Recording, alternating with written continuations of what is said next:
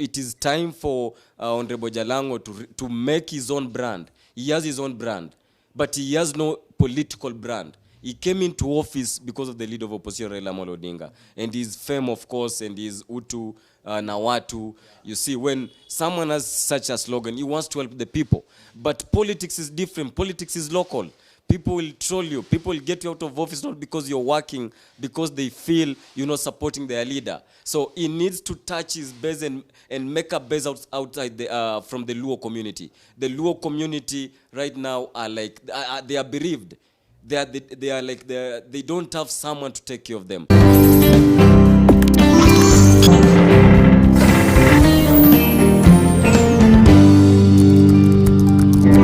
So the current MP of Lang'ata, Honorable Jalango, kuna vile anapigwa mtandaoni ya kwamba tukijua kama kila mtu anajua alienda na party ya opposition leader Raila Amolo Odinga yenye ni ODM yenye kwanda Azimio, lakini tunaona saizi is working with the President William Samoei Ruto na anapigwa sana mara yeye ni one term MP, anapigwa libetray baba. What's your take on that?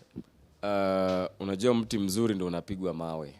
So Honorable Jalango is on the right track, and the reason why I'm saying he's on the right track is he knows the future. You know, the future belongs to the brave, and he's one of the brave people we have in the Luo politics. That's why I was even finishing on the Luo succession politics before I jump in. He's well positioned. That's why people are trolling him, are talking all these things about him. He's well positioned to take over from Honorable Raila Amolo Odinga, because age, you know, age is a factor you cannot ignore, and you cannot say abscond it and say it won't happen. So it is for Honorable Jalango to step up and realize there's no way you can inherit a backyard. You don't inherit kingship. You take it from someone. And politics is sweet when it's still hot.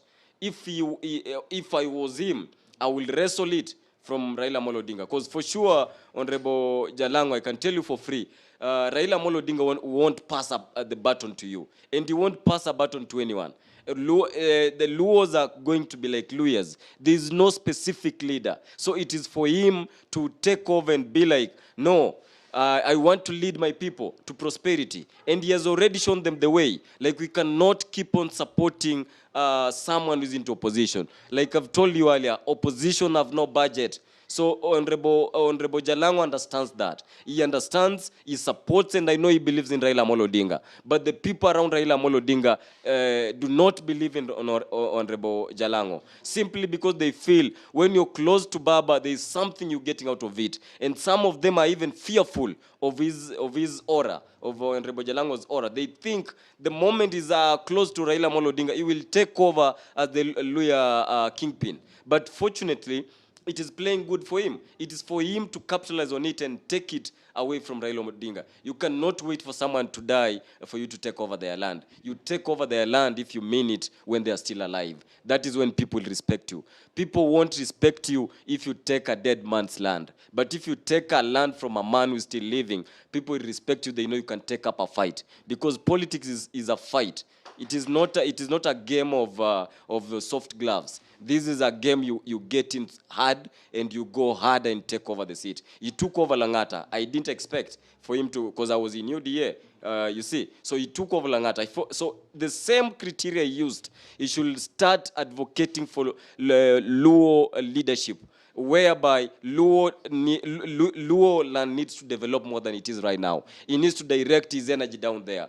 There are Luos in Nairobi, yes, I agree. But let him go down there and talk to the people. Let him relate to the people. I know he's a person's people. So let him go down there, make his own base, just like Raila Amolo Odinga. It has taken him like 40 years to make the base years for the Luo. So it is for Honorable Jalango. For instance, when Jaramogi Odinga died in 1994, there was a gap in the Luo politics. There was Kijana Amalo was fighting with Raila Amolo Odinga, with even James Agri Orengo was against Raila Amolo Odinga to be the next kingpin. What did Raila Amolo Odinga do? He fought them. He went head on with Honorable Amalwa. There was even fights in Thika when people are doing to party delegate elections in Thika for the Ford Kenya. You see, because they were fighting for the party, because the party was for the Luo and Luyas, supposedly started by Jaramogi Oginga. Yes. Na so far tukiangalia serikali ama the government, the current government, so far wewe kama youth mwenye unasimamia ma youth, ni program zipi ambazo zishakuwa launched so far? Kuna a lot of projects. That is even another point of interest whereby sisi kama vijana hatuna haja na serikali. Hata kwa hii election ilipita, sisi vijana wengi hatukujitokeza kupiga kura. Sisi vijana tuna feel kama siasa ni ya wazee, siasa si ya vijana. Lakini ikifika mahali penye una kazi, unaanza kulalamikia serikali, unaanza kutusi serikali kwa mitandao. Ilhali wakati wa kura, wakati wa kuchagua viongozi, wa vijana wenzangu hawatokei. Wakati wa kwenda katika mikutano ya siasa, vijana wenzangu hawatokei. Serikali ikiwa na projects na launch za vijana, vijana hawatokei. The government has to mobilize people to come up to their own events. They are youthful events. For instance, there is a climate change happening from 4th at KICC. How many young people have even knowledge of the same? I can assure you they stay on their phones, but a very minimal number know about what is happening over there. Yet there is a youth event on the summit, on the African African climate, because it will be a climate change week. So if such things are happening in the continent, where more than 20 heads of state will be representing. So if the youth cannot wake up and realize there is a lot of government projects coming up, for them they will lose, because you miss on an opportunity, not because you don't want, but because you don't know and you don't have the know-how. Na tukimalizia swali yangu ya mwisho, wewe unaelewa siasa vizuri. Waluya una interest yote ya kuingia politics ama wewe unafaitia tu government, the current government? I do politics on daily basis. When I wake up, I do politics. So yes, last year I was trying to be the member of parliament for Dagoretti North. Unfortunately, it never happened. But it's not like dreams are not valid or dreams are shattered. So I won't speak to the future.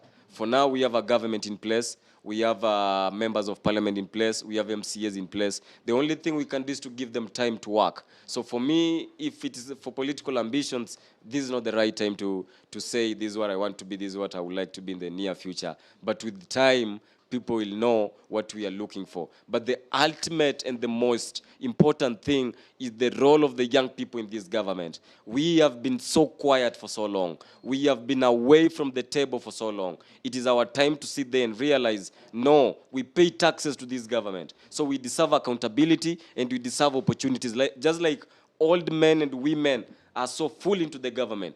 There are little young people in the government. But that is because we young people, we don't want to push ourselves. We only want to sit on the couch and tweet. Everyone now, because of the social media, everyone wants to do TikToks and stuff.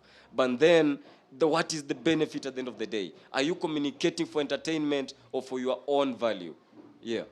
And what's your last word kwa youth ambaye atatazama hii interview? Ni advice gani unaweza patia wa Kenya na pia youth kama wewe? Vijana tunaweza waambia, nothing comes easy. Sisi wote najua tuko na njaa, sisi wote hatuna kazi, sisi wote ndo tunatafuta, hakuna kijana ambaye ako nayo. So na kama kuna wale wako nayo, usiwaone vibaya. Wewe tulia, kuna siku yako itafika. The only thing ufanye, give up.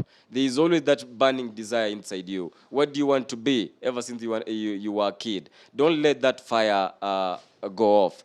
Keep on doing it. Sometimes it gets hard. Sometimes you get to a point you don't even have a shilling on you. But that should not be the end of you. You should know there is tomorrow. And another thing I would like to put outside there is the African leadership. We as the young people, we need to take over the African politics. You can see in the Western Africa, things are changing. What about the Eastern Africa? The Western Africa are fighting imperialists. They are fighting colonialists. They want a change for the African. There's a new breath for African. So it is for the East African community to push for the same. You can see there's a BRICS summit in South Africa happening. What is our role? Yes, there is a Foreign Affairs Minister, Honorable Alfred Mutua. But what is our role as the young people in shaping the politics of Africa, in shaping the politics of Kenya? We cannot be timid to say, oh, we don't have this, we don't have that. The fortunate thing with us is we are in a woke era. We have phones, we can record ourselves and advocate for the rights of the youth and grievances that need to be addressed by the government of the day. Instead of complaining that the president of William Ruto is not working, it is us to knock these offices, come up with ideas. I don't believe there is no old person with a great idea than a young person. If someone is younger than you, I expect you to have more ideas than me, or me having more ideas than an older person. You can't tell me there's a 40-year-old, a 50-year-old in government with more ideas more than we in our 20s, more than the people in their teens. We need young people to come out and realize this is for them to fight for it. Nothing is given. We need to fight these old men in government. We need to fight these old women in government, not in a bad way, but to take our rightful positions. For us, for our generation, we've gone to school. We educated. Majority of the young people have degrees. Unfortunately, they don't have opportunities. But some ni ya kujitakia because there is a lot of government projects happening. You don't need to get money out of it. Just attend and make a connection, just the way I met you. That's how people progress. You cannot just sit and wait for things to come to you while you're sitting on a couch tweeting. You need to go out there and talk to your fellow young people and advocate for the rights of the young people. When you see a bad thing happening, call it out. When you see the government going astray, call it out. When you see the government doing a good thing, call it out. When you see the opposition doing the opposite, the way they are wasting people with talks, let them know we are tired of this. We are tired of being taken for a ride and allowing ourselves, old men and women, to dictate our future. If someone is in their 70s, someone is in their 60s, what do they know about the future? Why should we let someone in their 70s to dictate our life in the future? They have no future. We are the future, but they are telling us we should wait for the future. There is no future. We need to live today. We need to fight for today and make it a memorable moment for the young people of this generation and the young people of Kenya. Yeah. Asante sana kwa muda wako, nashukuru sana. And to our returning subscribers, thank you so much. And if you are new to this channel, kindly hit that subscription button. I'm your host, King Trevor. Bye-bye. Till next time.